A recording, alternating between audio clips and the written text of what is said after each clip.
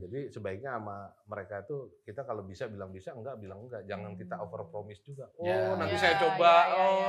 Nanti kita usahain bahasa-bahasa standar kayak gitu nggak kepake. Karena kalau kita mending bilang enggak kalau dari awal kita tahu bakalan nggak bisa. Karena mereka mungkin udah mulai jenuh dengan Thailand, Vietnam, Kamboja, itu lagi kan.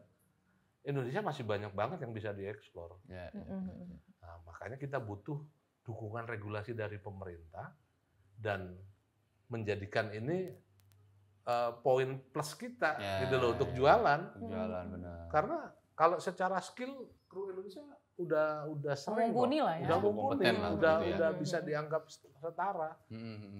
Kan aku sering juga kerja sama dari tim dari negara lain. Jadi aku tahu lah standar mereka kayak apa. Indonesia nggak kalah kok.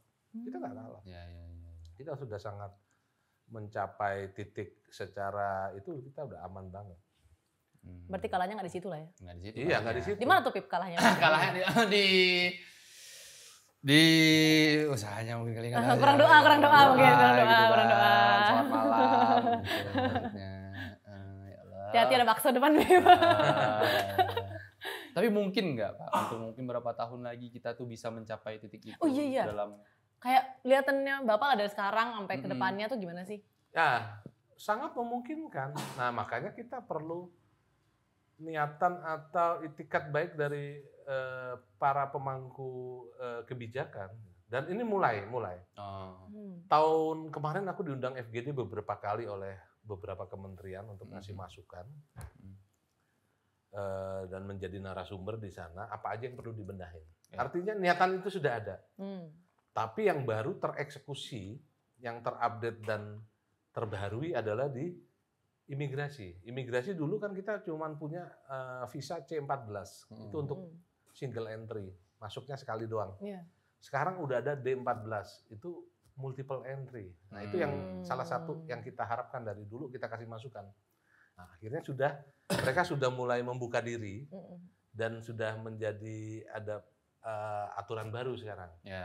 Tapi di sisi lainnya ini yang masih berjuang banget. Kita masih struggle banget dengan berbagai macam regulasi inilah. Tapi memang intinya akhirnya harus merevisi undang-undang. Ada beberapa undang-undang itu yang akhirnya bukan menghambat tapi nggak bisa melakukan itu. Kayak tahun kemarin sebetulnya ada agenda untuk memberikan insentif dalam bentuk stimulan untuk mendatangkan produser asing untuk scouting di Indonesia. Itu nggak bisa terjadi karena ternyata skema dari Kementerian Keuangan tidak bisa melakukan itu secara undang-undang. Nah, hal-hal yang itu, tapi udah kita sampaikan dan semoga didengar dan bisa diwujudkan. Itu harapan kami itu. Biasanya obrolan itu tuh dari pemangku kebijakan ini kepada pihak-pihak filmmaker ini siapa saja sih Pak biasanya yang akhirnya diajak untuk FGD tadi? Hokage-nya Pak? Siapa sih? Ini Skyman-nya ini siapa? Nah, tergantung. Kalau ngomongin film asing akhirnya kami production service. Kalau untuk film lokal itu APROFI biasanya, Asosiasi Produser Indonesia. APROFI kan ada. Atau IFDC, Ikatan Director kan. Atau dari sinematografer ada juga asosiasinya kan. Nah, kalau untuk yang kaitannya dengan asing biasanya kami yang jadi narasumber. Ya. Kalau soal tadi yang misalkan asosiasi-asosiasi ini kalau ada hal-hal yang mungkin kayak merugikan para pekerja film dan segala macam, terus ada kayak misalkan di luar tadi ada mogok kerja dan segala macamnya, itu tuh tidak bisa dilakukan oleh kita atau asosiasi ini sebenarnya kenapa sih Pak kalau menurut Bapak? Apakah karena hanya perkara kuat-kuatan mental aja kah atau ada perkara lain mungkin? Mungkin belum sekuat dengan mereka itu karena asosiasi di kita itu juga baru tumbuh kan, baru belajar. Jadi positioningnya mungkin secara kekuatan hukum dan prakteknya itu bisa saja gini, ada yang non asosiasi ini gini, misalnya kamu hire dari salah satu asosiasi ya, asosiasinya menyebut, wah ini nggak boleh diambil nih job ini karena nggak sesuai dengan standar, misalnya let's say standarnya mereka 12 atau 14 jam kerja. Ternyata PH ini menawarkan 18 jam kerja. Asosiasi melarang itu. Mereka tidak ambil itu. Tapi yang bukan anggota asosiasi bisa aja ngambil. Tapi kita nggak bisa melarang karena urusan perut beda-beda. Iya, benar-benar. Menyangkut keluarga masing-masing gitu loh. Jadi itu yang kadang membuat apa ya pasti ada yang ngambil kok job itu. Iya. Jadi kayak kalau mau pakai yang ini ada yang lain kok. Iya sih. Jadi kan serba salah asosiasinya kan. Jadi nggak bisa ngelarang juga orang dia bukan anggota asosiasi walaupun job desk-nya sama posisinya. Hal-hal yang kayak gitu. Tapi berarti apakah perlu untuk kayak salah satu caranya tuh kayak mendata dan memasukkan, misalnya setiap orang yang bergelut di bidang itu, di job desk itu mungkin harus masuk ke anggota asosiasi biar kayak... Atau ngomongin kelas. Sebetulnya untuk peningkatan skill kayak gitu ya, atau mungkin ada beberapa yang di wilayah teknis kayak ada sertifikasinya gitu. Iya benar. Nah itu bagus, untuk advokasi pun bagus, untuk kesejahteraan juga lebih concern di situ kan. Bahkan ini menjadi kayak kemarin kita di paguyuban aja. Akhirnya kita punya database tuh. Waktu COVID kan ada program untuk vaksinasi filmmaker Jogja. Itu beserta keluarga total ada 2.000 orang. Wah ramai juga ternyata ya. Sama keluarga ya. Iya. Nah itu paguyuban yang istilahnya bentuknya bukan asosiasi, kita lebih kepada perkumpulan, komunitas gitu. Itu aja sudah punya fungsi itu. Harusnya asosiasi bisa lebih dari itu.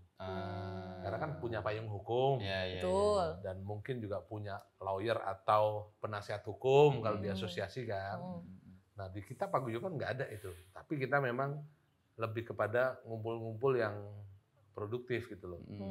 Kita sharing informasi, update, atau ada apa informasi, oh ini ada open call, ini ada pendanaan ini ada bantuan apa gitu. Itu kita selalu share di situ. Kalau paguyuban gitu. Berarti apakah mungkin kayak perlu juga dari asosiasi untuk melakukan sosialisasi kepada para pekerja-pekerja film juga ya, akhirnya ngerti, aware juga dengan kehadiran ini dan fungsinya kan? Iya, ketika ada hak-hak yang tidak terpenuhi ataupun kewajiban yang tidak terpenuhi kan bisa saling menjaga di situ. Iya. Nah, kalau secara lokal ya Pak, tadi kan kita udah bahas soal secara lokal nih, Jogja sendiri deh, kan belakangan ini aku tahun inilah terutama mungkin ya, tahun ini dan tahun sebelumnya tuh kayak lagi rame banget produksi. Kira-kira dari sudut pandang Bapak ini kenapa kira-kira? Apa sih yang menarik yang akhirnya membuat jadi kayak di sini lagi rame? Apakah hanya karena fee-nya murah? Kata orang kan gitu kan ya? Iya, denger kan gitu, nih. Denger. Gitu kan. Tapi kan bener nggak sih kayak gitu? SDM-nya banyak nih, tapi kayak nggak setinggi Jakarta rate-nya gitu. Mungkin ada unsur itu, mungkin ya, walaupun itu tidak melulu benar. Karena beberapa orang di Jogja aku tahu dia tetap pakai harga nasional. Walaupun ada juga yang akhirnya ya karena kebutuhan tadi kita nggak bisa ngelarang mereka. Perut lah ya, perut. Iya, ya udah kamu mau segini enggak, kalau enggak ya udah nggak apa-apa. Pasti ada yang ngambil juga. Nah akhirnya ya udah kalahnya di situ. Tapi kita nggak bisa menyalahkan gitu kan. Nah tapi pertimbangan lain, Jogja itu punya kelebihan stok lokasi yang lebih variatif. Dan lebih murah pastinya. Walaupun beberapa juga sudah mahal. Cuman secara global kalau kita ngomongin satu proyek itu kan lokasinya macam-macam. Itu tetap kalau di total kita lebih murah. Kalau di Jogja. Dengan variasi-variasi tadi ya. Betul. Dan mobilisasinya lebih dekat. Jadi kalau kita ngomongin pindah lokasi sehari, kalau di Jakarta cuman maksimal 2, di Jogja aku pernah 4. Masih kecapai. Masih company move ya berarti ya? Iya. Nah itu yang nggak bisa di-achieve di Jakarta, macet lah, tetek bengek lah. Nah yang kayak gitu menjadi pertimbangan, Jogja aja nih. Beberapa ya udah Jogja aja. Walaupun kadang skripnya nggak melulu Jogja. Iya kan? Jadi disulap Jogja menjadi tujuan lokasi syutingnya aja. Kontennya belum tentu Jogja. Apalagi kalau kita ngomongin interior kan bisa di mana aja. Tapi bukan ada juga ya kalau misalkan dia cuma ngambil lokasinya doang, SDM-nya semua dari Jakarta, misalnya kayak gitu. Sering terjadi, itu yang kita sayangkan gitu loh. Makanya harus ada peraturan yang membuat bahwa harus melibatkan unsur Jogja. Minimal yang kelas runner, asisten, yang kayak gitu-gitu deh. Ya. Jadi jangan bawa semuanya juga dari Jakarta. Ya, gitu. biar bagi-bagi kue lah. Nah, itu. Satu itu, kedua ya namanya kita orang luar yang tahu petanya Jogja kan nyari apa itu siapa di mana itu kan orang Jogja. Benar. Kemudahan itu. Nah, Warlock itu kan membantu di informasi itu. Ya. Jadi harapannya memang akan ada peraturan yang bisa melibatkan berapa persen itu harus Jogja gitu loh ya, harapannya. Walaupun sampai sekarang belum. Dan masih banyak terjadi yang bawa rombongan dari nggak harus Jakarta juga ya. Kadang dari mana terus bawanya segerombol semua sini gitu. Kalau di wilayah iklan aku udah sering handle yang kayak gitu. Maksudnya mereka berpikir ngapain bawa seluruh tim dari sana, ya kan? Karena udah jelas saving kok kalau kita melibatkan yang lokal. Iya sih, benar sih. Minimal ada 3 elemen. Tiket pulang pergi yang bisa di-saving oleh mereka. Hotel, akomodasi selama di sini, kali berapa hari, kali berapa orang. Iya. Uang per dim, ya kan? Sama rental alat. Dan transportasi juga nggak sih? Pasti. Mereka. Iya. Kalau rental alatnya dari Jakarta kan otomatis ada traveling. Betul. Ya kan? Ada bensinnya dia. Kalau pakai rental Jogja kan ya sesuai pemakaian aja. Benar. Nah, minimal 4 ini. Belum lagi ditambah plus apa. Mungkin cateringnya lebih murah. Ya kan? Tapi menurut Bapak berarti apa sih yang membuat pihak-pihak ini ya akhirnya membawa gondolan? Nah ini sebetulnya tipikal di kita itu gini. Kadang chief itu dia nggak merasa nyaman untuk melibatkan event sekelas runner-nya itu dari bukan internalnya dari mereka. Bukan timnya dia biasanya gitu ya. Masalah kenyamanan, masalah kenyamanan aja udah tahu lah istilahnya. Jadi ya itu yang mungkin ya udah tim gua aja gitu kan. Itu sah-sah aja. Karena kan ngomongin chemistry. Gitu loh. Cuman harusnya sih bisa di-combine. Harusnya ya nggak full gitu ya, setengah gitu. Tapi ya setiap orang punya stylenya masing-masing. Jadi ya itu sah-sah aja. Tapi kalau dari sisi kita, maksudnya kalau dari sisi teman-teman atau SDM di Jogja nih, ada nggak sih yang bisa kita coba improve, misalkan kayak gue bisa nih chemistry sama lu kayak gitu, cara jual dirinya tuh, atau ada sebetulnya anak Jogja itu cair dalam jual diri tadi. Dipakai lagi sama Pak, nggak apa berarti. Cair banget dan bisa, aku udah sering nyoba dan sudah kita praktekkan selama bertahun-tahun ini, bisa banget kok. Mereka bisa banget ngikutin siapapun. Fleksibel, adaptasinya lah ya. Ya kalau ada pun yang ngeyel atau yang nggak bisa ngikutin ya itu oknum aja lah. 1-2 orang aja. 2 orang ya. Oke. Berarti kalau misalkan kayak gitu dalam lingkup si Jogja sendiri ya, termasuk maksudnya kayak ada, kan kita juga maksudnya ada beberapa sekolah film juga di sini gitu kan. Nah, apakah orang-orang yang akhirnya memutuskan untuk lanjut lagi di karirnya di film dan segala macam itu perlu untuk ya join lah dalam satu paguyuban tadi mungkin atau apa, agar misalkan ada entah dari lokal atau dari berbeda kota atau internasional itu juga bisa tetap terlibat gitu loh. Apakah perlu kayak gitu, Pak? Bisa aja. Sebetulnya nggak ada yang saklek untuk urusan kayak gitu tuh. Ya tergantung komunikasi dan niatnya aja kalau kayak gitu kan. Memang mau belajar atau menambah jaringan, bergaul atau mau ngangsu kauruh istilahnya kan. Atau mau berjejaring, is okay gitu loh. Kita sangat terbuka. Toh di paguyuban ini tuh banyak yang anak non Jogja yang lagi kuliah di Jogja, yang lagi berproses di Jogja. Banyak, nggak semuanya anak Jogja. Nggak warlock tuh. Enggak. Okay. Kita lah ya. Ada lah coba peluang-peluang. Boleh lah ya. Masih bisa lah. Nah ini sih Pak sebenarnya. Apa sih yang bisa membuat untuk kayak misalnya anggaplah di kita ini masa-masa di ujung-ujung kuliah pas ngobrol kayak apakah film bisa menghidupi ke depannya gitu. Aku udah bertanya juga Pak, aku suka nambahin ya. Nah, aku tuh melihat kayak kan sekolah film ini makin banyak ya, pasti dengan perkembangan zaman gitu ya.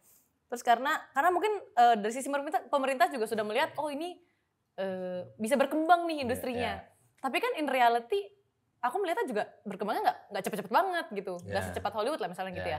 Nah, terus dengan setiap tahun, setiap semester ada golongan baru lagi, gelombang baru lagi, tapi industrinya ini tidak berkembang secepat anak-anak masuk kuliah yang berharap mereka akan jadi bisa filmmaker, itu sebenarnya kayak itu tuh dibahas nggak sih di asosiasi dengan kayak SDM kita makin banyak nih tapi kayak pekerjaannya lama-kelamaan banyak loh gitu. Nah kuenya nggak cukup nih, itu dibahas nggak sih Mas?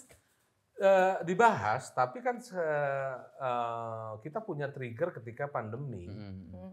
OTT kan naik daun nih. Iya, benar. Nah, artinya apa? Penyerapan itu akhirnya lebih banyak ketika ada OTT. Ininya outputnya yang dihasilkan bisa terserap lebih banyak. Artinya pekerjaan dan proyeknya juga lebih banyak. Kalau dulu kita cuman ada iklan TV, TVC atau film bioskop, film panjang gitu ya. Sekarang ada series loh. Dan banyak banget series. Iya. Banyak banget, OTT-nya aja udah banyak ya kan. Setiap OTT punya beberapa series. Iya, punya originalnya gitu. OTT pun ada kelasnya, ada yang main di film pendek, series pendek, middle length, panjang, macam-macam gitu kan. Nah, sebetulnya ini juga paralel mereka ini. Cuman kalau ngomongin tumbuhnya sekolah perfilman yang makin marak belakangan ini, ya itu tergantung dari si mahasiswa atau pelajarnya lagi. Dia memang beneran mau ke industri. Iya sih, benar. Kan? Siapa tahu cuma karena nggak ada matematika di sini, gas aja lah. Itu lu, Pip. Iya sih. Atau kelihatannya fun ini bikin film, begitu dijalanin, wah mental, baru setahun udah cabut ya kan. Sering terjadi. Banyak. Mikirnya kayak tugas bikin film doang. Bikin film doang. Hey, student. Nggak gitu. Dan pada kenyataannya, karena dulu aku kan sempat ngajar juga di Jogja Film Academy. Kebanyakan juga, maksudnya ini berlaku nggak di salah satu kampus ya. Beberapa kampus itu ketika anak-anak itu ikut diproduksi, akhirnya dia di calling lagi, yang bagus. Bahkan sebelum mereka selesai sudah terserap oleh industri. Akhirnya malah kuliahnya nggak selesai, kerjaannya lancar. Akhirnya kuliah 7 tahun udah mentok nih, gitu kan. Curhat ya, Beb ya? Ya makanya itu jadi pilihan kan. Iya benar-benar. Jadi pilihan. Oke. Nah, menentukan hidup kita nih akhirnya Pak. Lulus saya nih kan lulus gitu kan kayak mau berpikir, ini masa-masa berpikir nih, apakah bener ya hidup bisa lanjutin karir lagi di film atau enggak gitu. Sebenarnya dia merenung karena callingnya lagi seret Pak. Iya, boleh kali ya, kan ada kalau kosong gitu ya. Dia kalau lagi nggak seret dia nggak peduli Bang, nggak mikir ya, asosiasi Allah. Kalau lagi seret gampang kok, ngomong aja, tal bantal. Tal bantal.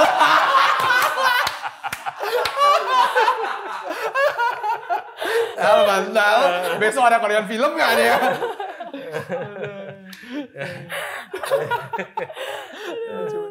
Jadi gimana Pak kalau kayak gitu Pak? Ya gini, intinya sebetulnya untuk memperbesar peluang callingan itu, kamu yang harus mendekat ke industrinya. Jangan berharap industri yang datang ke kamu. Jangan berharap kayak tiba-tiba ada chat masuk. Iya, kan tak kenal maka tak sayang. Benar. Tapi kan nggak takut nggak sih Pak ganggu? Misalkan masa chat bapak gitu, pada kerjaan nggak? Iya itu sebenarnya lumrah nggak sih? Iya. Nah itu pertanyaan. Lumrah tapi kayaknya kurang etis. Kurang sopan kayaknya ya. Minimal ada ngusep-ngusep dengkul dulu. Ada bawa martabak gitu Pak. Gedor-gedor. Halo Pak. Itu bonek sih. Tiba-tiba ada kerjaan kan. Akunya aja belum tentu ada kerjaan. Iya.